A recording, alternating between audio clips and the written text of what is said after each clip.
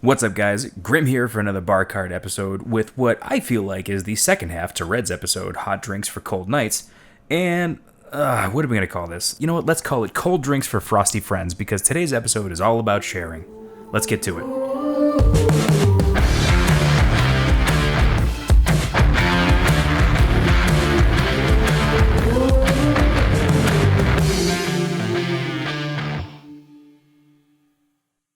Okay, now to start us off, I was really trying to find a nice wintertime cocktail that my wife would like.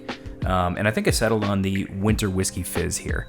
So we're going to go ahead and we're going to bring out the Uncle Nearest 1856. We're going to give it his moment to shine in a cocktail because we haven't tried that yet. So this is normally made in a Collins glass, which I don't have, but I've got plenty of these nifty pint glasses from my beer days. Go ahead and start off by filling it up with ice. Yep, even that little guy. Next, you're going to pour in 1 3/4 ounce of your whiskey. If you want to go a little heavier, you can go 2 ounces, but this is for my wife, so I went a little lighter. Juice from half of a freshly squeezed lime. Always go fresh squeezed because it just tastes better. Now, here's something that I was not able to find in stores, and this is a homemade cranberry syrup, and it's super easy to make. It's just water, cranberries, half of a fresh lemon, and sugar. I'll put the recipe right here on the side. Here is a needlessly slow motion video of me making the syrup. Wow, that actually came out really nice. I like that a lot. Anyway, so definitely make it homemade. It actually brings this drink right over the top. Go ahead and add 1 ounce or 2 tablespoons, depending on how you measure it. Now, you're going to want to top it off here with club soda. I didn't have any unflavored, we only had the raspberry stuff, and I'm hoping that the flavor isn't too strong and that it just kind of adds to the drink. I don't think my wife will notice, though. Stir gently until everything is properly mixed. Don't go too hard because you don't want to break up the carbonation at all. And then top with a rosemary sprig and call it good. Obviously, I have to take a sip. I have to make sure this is appropriate for my wife, right?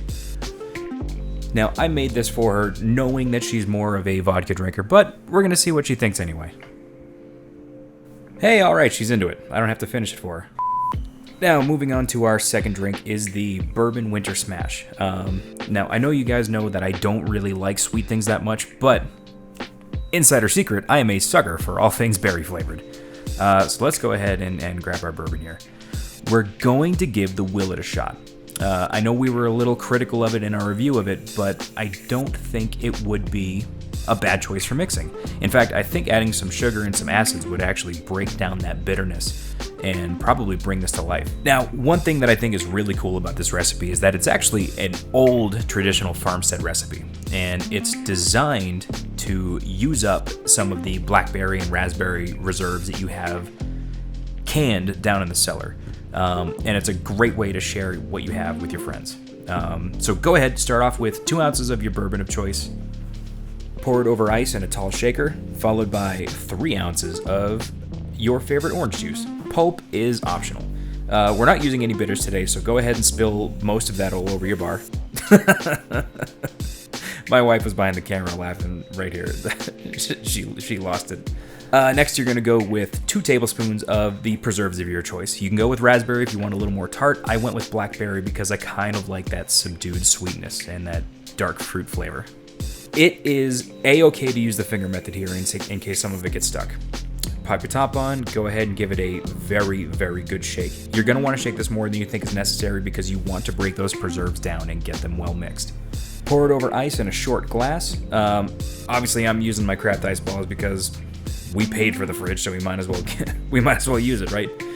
You can use ice of any shape; it really doesn't matter here. And you can go ahead and call it good. This is one of my absolute favorites. And wow, the Willet actually performed really, really well here. Having those sugars and the acids really brought those oak tannins that Red noticed up to the front, and then softened the bitterness down by a lot. So that's really enjoyable. All right, so we're going to bend the rules a little bit, and we're going to showcase a whiskey that we haven't actually done on the show yet for this recipe for a homemade Irish cream. To start us off, we're going to bring out our Jameson Irish whiskey. This recipe that I'm showing you here was shared with me by friend of the show, Mama Shmo. do believe I've mentioned quite a few times Shmojo14's live stream and how he sometimes watches our show.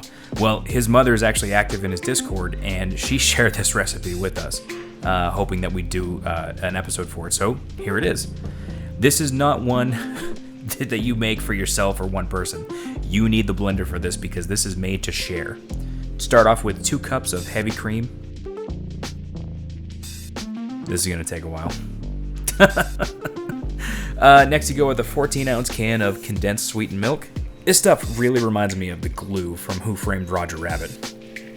Next, you're going to go with a double shot of strong espresso, 2 tablespoons of espresso powder. Her recipe calls for chocolate syrup. I'm pretty sure she means Hershey's milk chocolate, but I'm going to go with dark chocolate because I happen to like dark chocolate, and I know my wife does too. Drop in 2 tablespoons.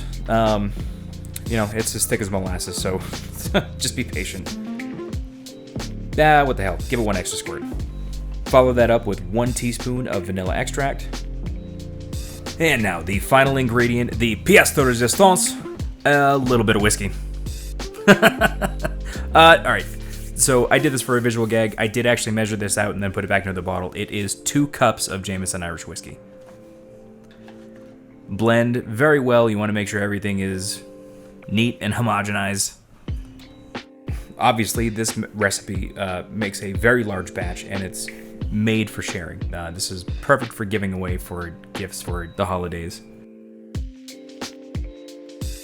Also, keep in mind that math is very important, and this makes 6 cups, so if you buy a 3-cup bottle, you are going to run out of space very, very quickly. So, I lucked out here because I just so happen to have an empty bottle of Jameson's that I can pour the rest of this Irish cream into. That all being said and done, Red, you've got a bottle of this delicious Irish cream incoming, so prepare yourself.